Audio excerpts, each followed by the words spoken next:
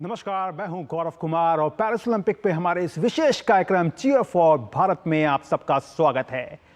जिस तरह से हम ये पूरी मुहिम दिखा रहे हैं, किस तरह से हर खेल को हम आगे बढ़ा रहे हैं, तो आइए सीधे चलते हैं लखनऊ।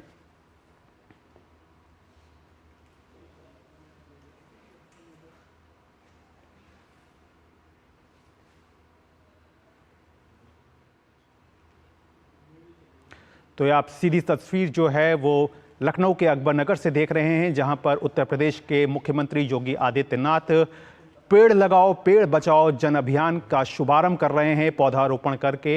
और इस कड़ी में 36 करोड़ 50 लाख पेड़ पौधे जो हैं वो लगाए जाएंगे। कहीं ना कहीं पर्यावरण को लेकर के जो सरकार की मुहिम है कि किस तरह से पर्यावरण को एक अच्छा वातावरण जो है वो दिया जाए, उस कड़ी में ये एक बड़ा कदम जो है वो उत्तर प्रदेश के मुख्यमंत्री द्वारा यहां पर देखने को मिल रहा है।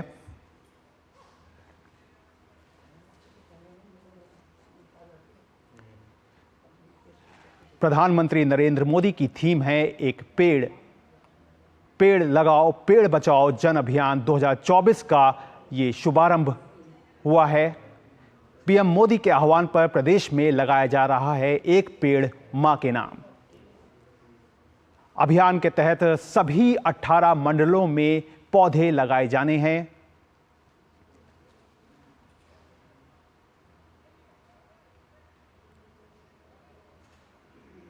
तो उत्तर प्रदेश में 36 करोड़ 50 लाख पौधारोपण महाअभियान की जो है वो कहना चाहिए कि एक शुरुआत हो चुकी है। और एक पेड़ मां के नाम सभी 18 मंडलों में पौधे लगाए जाने का लक्ष्य जो है वो रखा गया है, क्योंकि पर्यावरण को अनुकूल बनाना, जिस तरह से हम देख रहे हैं कि लगातार पर्यावरण को बचाने का एक मुहिम जो है वो पूरे देश में एक कहना चाहिए एक सामने है, किस तरह से पर्यावरण को बचाया जाए। तो उसका एक मजबूत और जो एक कहना चाहिए जो आसान साधन होता है, वो सबसे बड़ा साधन जो होता है वो कहीं ना कहीं पौधारोपण होता है। तो इस कड़ी में उत्तर प्रदेश के मुख्यमंत्री द्वारा एक बड़ा कदम जो है वो उठाया गया है। उत्तर प्रदेश में पेड़ लगाओ पेड़ बचाओ जन अभियान 2024 का ये शुभारंभ हुआ है, जिसकी सीधी तस्वीरें आप अपने टेलीविजन स्क्रीन पर देख पा रहे हैं।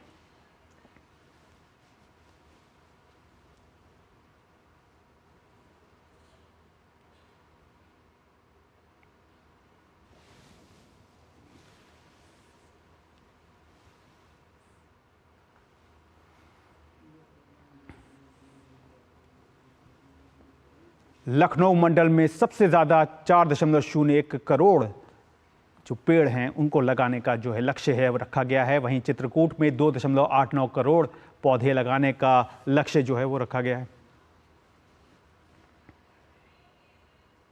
तो जाहिर तौर पर एक बड़ा कदम जो है वो उत्तर प्रदेश के मुख्यमंत्री योगी आदित्यनाथ द्वारा आज किया गया, जहां पर पेड़ लगाओ पेड़ बचाओ जन अभियान का जो है वो शुभारंभ किया गया। और इस कड़ी में 36 करोड़ 50 लाख पेड़ पौधे लगाने का जो लक्ष्य है वो रखा गया है। बहरहाल अब वापस लौटते हैं अपने इस खास कार्यक्रम चीयर फॉर भारत में, जहां आज हम बात करेंगे बैडमिंटन और टेनिस की।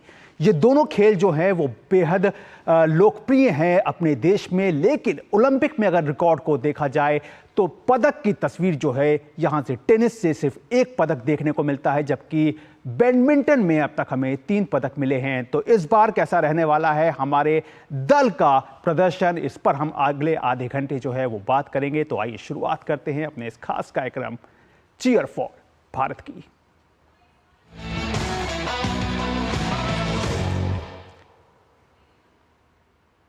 तो चीयर फॉर भारत के तहत पिछले 3 ओलंपिक खेलों में बैडमिंटन के खेल में भारत ने पदक जीतने में कामयाबी पाई है। इस बार फिर बैडमिंटन खिलाड़ियों से पदक की उम्मीद रहने वाली है। पीवी सिंधु 2 बार की पदक विजेता हैं और इस बार अपने पदक का रंग बदलने के इरादे के साथ मैदान पर उतरेंगी। वहीं सात्विक चिराग की जोड़ी पेरिस ओलंपिक में भारत के लिए पदक की प्रबल दावेदार है। पेरिस ओलंपिक में हिस्सा लेने वाले भारत के बैडमिंटन दल में पुरुष एकल वर्ग में एच.एस. प्रणॉय और लक्ष्य सेन भारत का प्रतिनिधित्व करेंगे।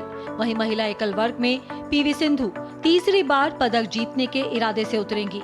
पुरुष युगल वर्ग में सात्विक साईराज और चिराग शेट्टी की जोड़ी से पदक की उम्मीद है। एच.एस. प्रणॉय वर्तमान में BWF रैंकिंग में 13वें स्थान पर काबिज एच.एस. प्रणॉय के लिए ये साल कुछ खास नहीं रहा है। जनवरी में खेले गए इंडिया ओपन में वे तीसरे स्थान पर रहे। ऑस्ट्रेलियन ओपन में वे क्वार्टर फाइनल तक पहुँचे। प्रणॉय ने 10 प्रतियोगिताओं में भाग लिया और सिर्फ 2 में ही कुछ अच्छा प्रदर्शन कर सके। लक्ष्य सेन विश्व रैंकिंग में 19वें स्थान पर मौजूद लक्ष्य सेन भारतीय बैडमिंटन के उभरते हुए सितारे हैं। 22 वर्षीय लक्ष्य ने इस साल 6 टूर्नामेंट्स में भाग लिया और ऑल इंग्लैंड सहित 2 प्रतियोगिताओं में शीर्ष 3 में जगह बनाई। पीवी सिंधु 2 बार की ओलंपिक पदक विजेता पीवी सिंधु से इस बार फिर पदक की उम्मीद है। 2016 के रियो ओलंपिक में सिंधु ने रजत पदक जीता था। वहीं टोक्यो ओलंपिक में उन्होंने कांस्य पदक जीतने में कामयाबी पाई थी। फिलहाल सिंधु की विश्व रैंकिंग 13 है। पीवी सिंधु अनुभवी खिलाड़ी हैं और बड़े टूर्नामेंट्स में वे हमेशा शानदार प्रदर्शन करती हैं। ओलंपिक से पहले प्रधानमंत्री के साथ संवाद के दौरान भी सिंधु ने कहा था कि वे इस बार अपने पदक का रंग बदलना चाहती हैं। सर मेरा अभी 3rd ओलंपिक्स में जा रही हूँ सर। तो फर्स्ट ओलंपिक्स में 2016 में सिल्वर लेके आई थी और 2020 टोक्यो में ब्रॉन्ज लेके आई थी। तो इस बार I hope I change the colour sir and I hope I come back with the medal. Satwik Chirag की जोड़ी विश्व रैंकिंग में तीसरे स्थान पर है। सात्विक चिराग की जोड़ी पेरिस ओलंपिक में भारत के लिए पदक की बड़ी उम्मीद है। इस जोड़ी ने इस साल शानदार प्रदर्शन किया है। सात्विक चिराग ने 2024 में 7 टूर्नामेंट खेले हैं और 2 टूर्नामेंट जीते हैं। वे मलेशिया ओपन और इंडिया ओपन में फाइनलिस्ट थे। देश को उम्मीद है कि ये भारतीय जोड़ी अपनी फॉर्म जारी रखेगी और भारत के लिए पदक जीतेगी। तनिषा क्रास्टो और अश्विनी पोनप्पा की जोड़ी महिला युगल वर्ग में दुनिया की 19वें नंबर की जोड़ी है। तनिषा अश्विनी की जोड़ी 2024 में 11 टूर्नामेंट में शामिल हुई है, जिसमें से केवल 1 में शीर्ष 3 और 2 में क्वार्टर फाइनल फिनिश करने में सफल रही है। 1992 में बार्सिलोना ओलंपिक में बैडमिंटन की शुरुआत के बाद से भारतीय शटलर्स लगातार ओलंपिक में भाग ले रहे हैं। साइना नेहवाल ने 2012 के लंदन ओलंपिक में कांस्य पदक जीतकर देश को इस खेल में पहला ओलंपिक पदक दिलवाया। 4 साल बाद पीवी सिंधु ने रियो ओलंपिक के फाइनल में जगह बनाई।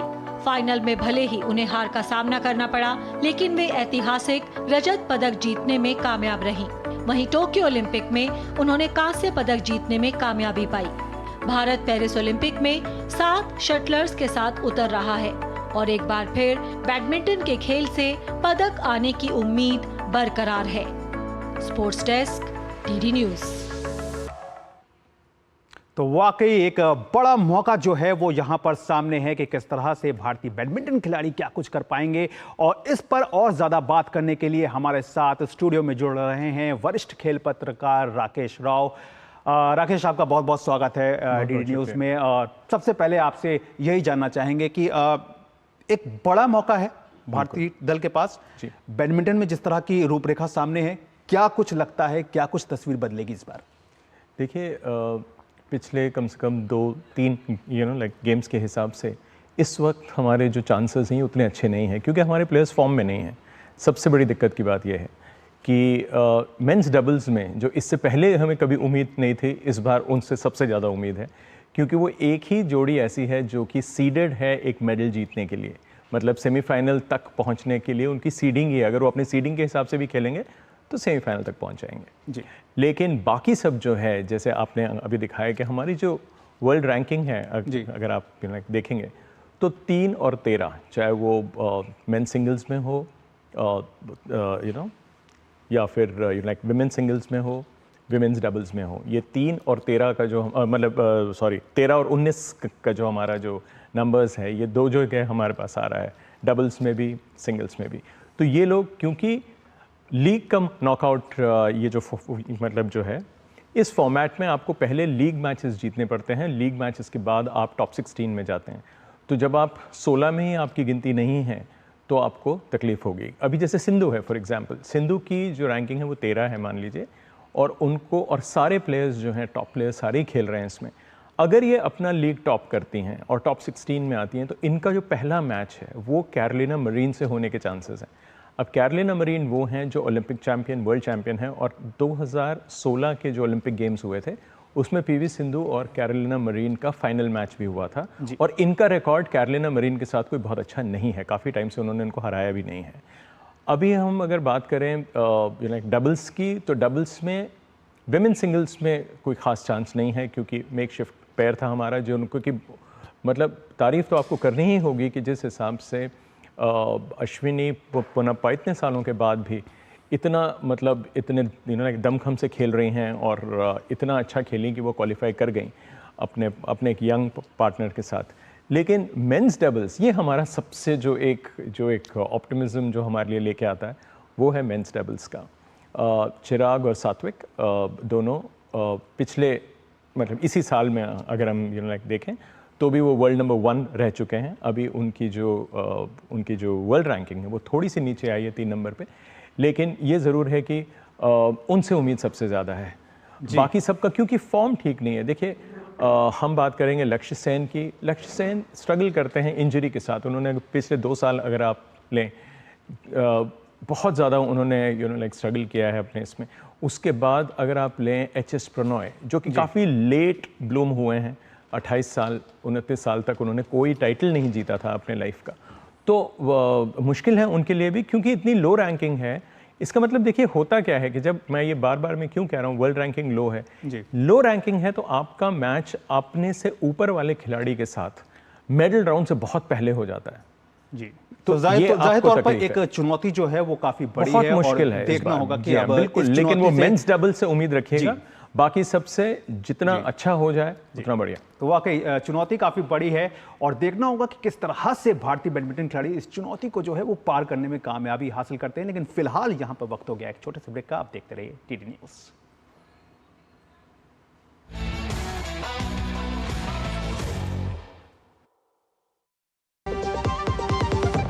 अब आया असली स्वाद। अब आया स्वाद। जब स्वाद के पड़े हो लाले तो MDH का चंकी चाट मसाला डालें। MDH का चंकी चाट मसाला। MDH। बात जब पीढ़ियों के लिए बनने वाले घर की हो तो जिम्मेदारी बड़ी हो जाती है। गैलेंट समझता है ये जिम्मेदारी। अब डबल M रिब्स के साथ गैलेंट एडवांस TMT रीबार, निर्माण का रियल हीरो।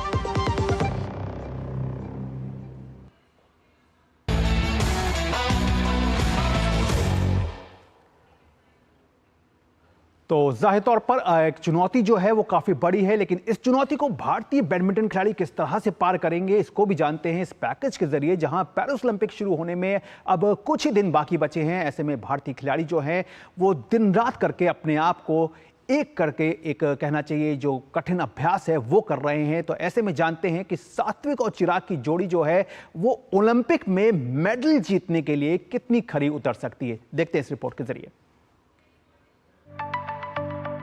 भारत के स्टार बैडमिंटन खिलाड़ियों सात्विक साईराज रैंकी रेड्डी और चिराग शेट्टी को पेरिस ओलंपिक में अच्छा ड्रॉ मिला है। 23 वर्षीय सात्विक और 27 वर्षीय चिराग शेट्टी की जोड़ी पिछले कुछ समय से शानदार प्रदर्शन कर रही है। सात्विक चिराग ने 2022 में कॉमनवेल्थ खेलों में स्वर्ण पदक जीता था। सात्विक चिराग को पेरिस ओलंपिक में तीसरी वरीयता दी गई है। सात्विक चिराग को ग्रुप सी में रखा गया है, जहां इंडोनेशिया की दुनिया की 6 नंबर की जोड़ी फजर अल्फियान और मोहम्मद रियान आर्दियान तो उनकी सबसे मजबूत प्रतिद्वंदी होगी। इनके अलावा ग्रुप सी में दुनिया की 31वें नंबर की जर्मनी की जोड़ी मार्क लैम्सफस और मार्विन सेडेल और दुनिया की 43वें नंबर की फ्रेंच जोड़ी लुकास कोरवी और रोनान लबार शामिल हैं।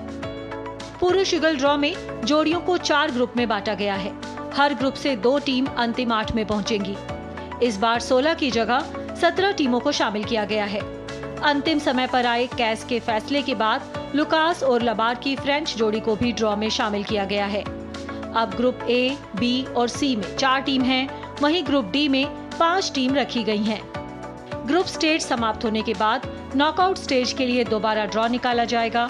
एक ही ग्रुप की टीम क्वार्टर फाइनल में नहीं भिड़ेंगी। सात्विक चिराग की पूर्व विश्व नंबर 1 जोड़ी को स्वर्ण पदक जीतने का प्रबल दावेदार माना जा रहा है। सात्विक चिराग ने 2023 में एशियाई चैंपियनशिप का खिताब जीता था। 2023 में इस जोड़ी ने फ्रेंच ओपन सुपर 750 और थाईलैंड ओपन सुपर 500 खिताब भी अपने नाम किया था। 2024 में भी इस जोड़ी ने 2 प्रतियोगिता के फाइनल में पहुंचने में कामयाबी पाई है। Sports desk, DD news.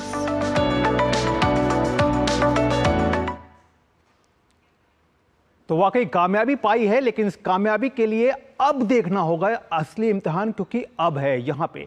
तो राकेश, जिस तरह से हमने इस पैकेज में भी देखा, और पैकेज को छोड़ दें, अगर बात करें सात्विक चिराग के पिछले परफॉर्मेंस की अगर पूरी बात करें, तो अगर ये जोड़ी जब इन्होंने इंडोनेशिया मास्टर्स का खिताब जीता लास्ट ईयर, उसके बाद ये नंबर 1 जोड़ी भी रहे, इस साल जून तक ये नंबर 1 भी रहे।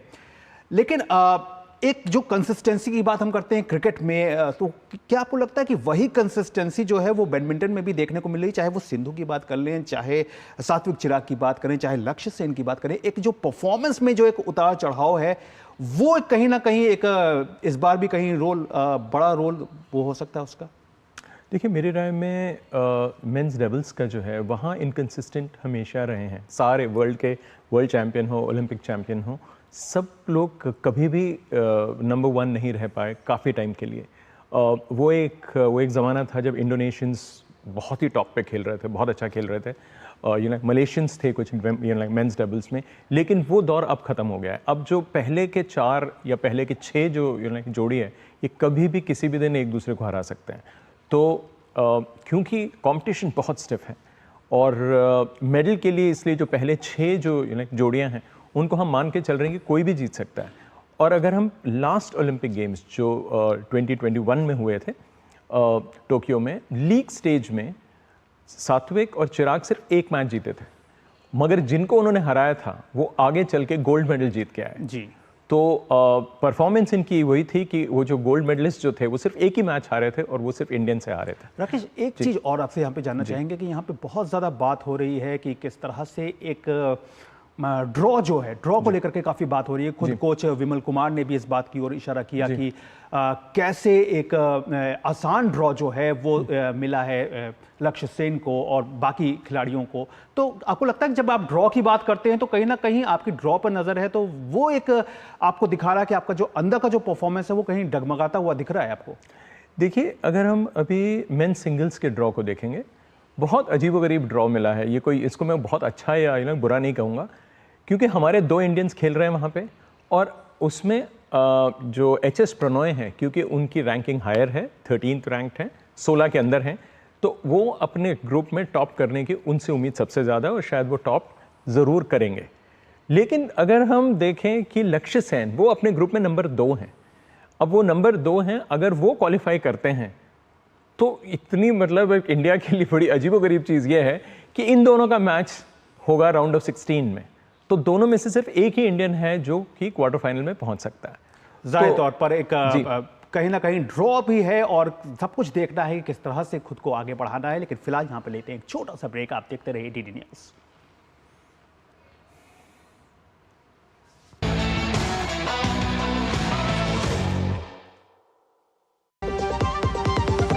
MDH का किचन किंग किचन में हो तो हम सब कुछ बना सकते हैं। बैंगन का भरता, आलू गोभी, भिंडी मसाला और भी बहुत कुछ। MDH। डिजिटल बैंकिंग का है जमाना, टाइम है बचाना। डिजिटल बैंकिंग है आसान, करो चाहे कोई भुगतान, एनी टाइम एनीवेयर, सेफ है, फास्ट है, हर पेमेंट उंगलियों पे सेट है। लेन देन के हैं ऑप्शंस कई, IMPS, NEFT, UPI भी। 24 घंटे करते ये काम, पेमेंट आसान और रहे आराम। RBI कहता है जानकार बनिए, सतर्क रहिए।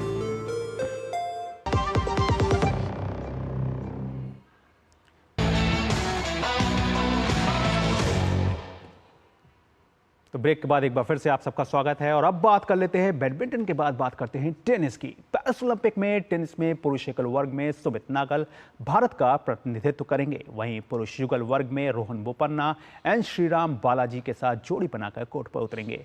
रोहन बोपन्ना और सुमित नागल ने ATP रैंकिंग्स के आधार पर पेरिस ओलंपिक के लिए क्वालिफाई किया है। ओलंपिक में टेनिस में भारत के प्रदर्शन की बात करें तो भारत ने टेनिस में अब तक एक ही पदक जीता है। लिएंडर पेस ने 1996 के अटलांटा ओलंपिक में पुरुष एकल में कांस्य पदक जीता था। ओलंपिक में टेनिस के खेल की बात करें तो भारत द्वारा ओलंपिक में टेनिस में सिर्फ एक ही पदक जीता गया है। 1996 के अटलांटा ओलंपिक में लिएंडर पेस ने टेनिस के पुरुष एकल में कांस्य पदक जीता था। इस बार पुरुष एकल वर्ग में सुमित नागल और पुरुष युगल वर्ग में रोहन बोपन्ना भारत का प्रतिनिधित्व करेंगे। रोहन बोपन्ना और सुमित नागल ने एटीपी रैंकिंग्स के आधार पर पेरिस ओलंपिक के लिए क्वालिफाई किया है। एटीपी रैंकिंग के आधार पर रोहन बोपन्ना ने डबल्स और सुमित नागल ने सिंगल्स कोटा हासिल किया। डबल्स रैंकिंग में दुनिया के नंबर 4 खिलाड़ी रोहन बोपन्ना पिछले साल नवंबर से शीर्ष 10 में बने हुए हैं। उनका कोटा हासिल करना तय माना जा रहा था। रोहन बोपन्ना पिछले कुछ समय से शानदार प्रदर्शन कर रहे हैं। इस साल ऑस्ट्रेलियन ओपन का पुरुष युगल खिताब जीतने के साथ ही 43 वर्षीय रोहन बोपन्ना कोई ग्रैंड स्लैम जीतने वाले सबसे उम्र दराज खिलाड़ी बने थे। वहीं इस जीत के बाद Rohan Bopanna ATP doubles ranking में शीर्ष पर पहुंच गए थे। बोपन्ना एटीपी रैंकिंग में पहला स्थान हासिल करने वाले सबसे उम्र दराज खिलाड़ी बने थे। रोहन बोपन्ना ने पेरिस ओलंपिक के लिए अपने जोड़ीदार के रूप में अनुभवी श्रीराम बालाजी को चुना है, जो रैंकिंग में 67वें स्थान पर हैं। सुमित नागल की एटीपी रैंकिंग फिलहाल 68 है। सुमित नागल ने टोक्यो ओलंपिक में भी भारत का प्रतिनिधित्व किया था। सुमित जनवरी में रैंकिंग्स में 138वें स्थान पर थे, लेकिन उसके बाद से उन्होंने शानदार प्रदर्शन किया है। सुमित नागल ने इस साल चेन्नई ओपन जीतने के बाद पहली बार शीर्ष 100 में जगह बनाई थी। इस साल जर्मनी में एटीपी चैलेंजर टाइटल जीतने के बाद उन्होंने रैंकिंग्स में 18 स्थान की लंबी छलांग लगाई थी। सुमित 95वें स्थान से उठकर 77वीं रैंकिंग पर पहुंच गए थे, जिसके बाद उनका पेरिस ओलंपिक कोटा हासिल करने का रास्ता आसान हो गया था। सुमित नागल ने चेन्नई ओपन और हीलब्रॉन चैलेंजर जीता और पेरुगिया में फाइनलिस्ट रहे। ओलंपिक में टेनिस में भारत के प्रदर्शन की बात करें तो लिएंडर पेस ने 1996 के अटलांटा ओलंपिक में पुरुष एकल में कांस्य पदक जीता था। पेस और महेश भूपति की जोड़ी से एथेंस 2004 में पदक की बड़ी उम्मीद थी, लेकिन वे सेमीफाइनल में लड़खड़ा गए थे और पदक जीतने का मौका चूक गए थे। Sports desk, DD news. तो भले ही पिछले ओलंपिक में भारत जो है वो इस खेल से पदक जीतने का मौका चूक गया हो, लेकिन इस बार इस पे खरा उतरेगा। और राकेश, आपसे जानना चाहेंगे कि सुमित नागल, रोहन बोपन्ना, बड़ी उम्मीद यही? सुमित नागल की तो खैर मतलब देखिए ड्रॉ 64 का है और उनकी वर्ल्ड रैंकिंग बहुत लो है, जैसे कि अभी हमने देखा। तो देखिए लास्ट टाइम भी वो एक मैच जीत पाए। नॉर्मली हमारे जो जितने भी जब से ओलंपिक्स में 1988 से जब से ओलंपिक्स में ये गेम री इंट्रोड्यूस हुआ है, तब से हमारा परफॉर्मेंस अभी जैसे हमने देखा, हमने सिर्फ ये बताया कि मेडल एक जीते हैं, but most of the time हम पहले दूसरे राउंड के आगे नहीं गए हैं। 2 बार ऐसा मौका आया था जब हम ब्रोंज मेडल मैचेस हारे हैं। एक बार लिएंडर और महेश भूपति, वो 16-14 हारे थे। मतलब सोचिए इतनी पास आके अगर एक ब्रेक मिल जाता तो 16-14 में अगर इंडिया जीत जाती तो एक मेडल और आ जाता। और एक बार रोहन बोपन्ना और सानिया मिर्जा भी ब्रोंज मेडल मैच हारे हैं, तो वहाँ इतनी करीब हम जा चुके हैं। लेकिन ओवरऑल इस बार अगर हम देखें तो क्योंकि देखिए होता क्या है कि इनकी वर्ल्ड रैंकिंग जो रोहन बोपन्ना की है नंबर 4 की, नंबर 3 जो है मार्क एब्डन, वो उनके रेगुलर पार्टनर हैं जी। अब वो दोनों क्योंकि अपने अपने कंट्री को रिप्रेजेंट कर रहे हैं और ये खेल रहे हैं श्रीराम बालाजी के साथ, तो बालाजी और इनमें बालाजी की रैंकिंग बहुत लो है। लेकिन बेस्ट अवेलेबल ऑप्शन एक चुनौती है और बिल्कुल चुनौती है। देखिए आप चुनौती शब्द आप इंडिया के पूरे 112 लोग जो जा रहे हैं टीम और इंडिविजुअल मिला के, सबके लिए चुनौतियां हैं। लेकिन हम यहाँ बात करते हैं रियलिस्टिक की कि रियलिस्टिकली क्या चांस है। तो इसीलिए उम्मीदें कम रखें, परफॉर्मेंस की आप उम्मीद रखें, परफॉर्मेंस अच्छी होगी, मेडल को टेनिस से जोड़ के ना दें। उम्मीद जो है वो रखनी होगी और उम्मीद इसी से होगी कि जिस तरह का परफॉर्मेंस जो है वो आप साल भर लेते आए हैं। बहरहाल आपने यहाँ पे समय निकाला, इसके लिए आपका बहुत बहुत शुक्रिया। शुक्रिया। तो जाहिर तौर पर टीम के सामने जो है वो एक बड़ी चुनौती है और देखना भी होगा कि भारतीय टीम जो है वो इस चुनौती को किस तरह से पार कर पाती है। हमारी ये खास पेशकश जो है वो जारी रहेगी और आगे आने वाले दिनों में कुछ और गेम्स पर हम चर्चा करेंगे। बहरहाल आज के लिए फिलहाल इतना ही। हमारी पूरी स्पोर्ट्स टीम को दीजिए इजाजत। नमस्कार।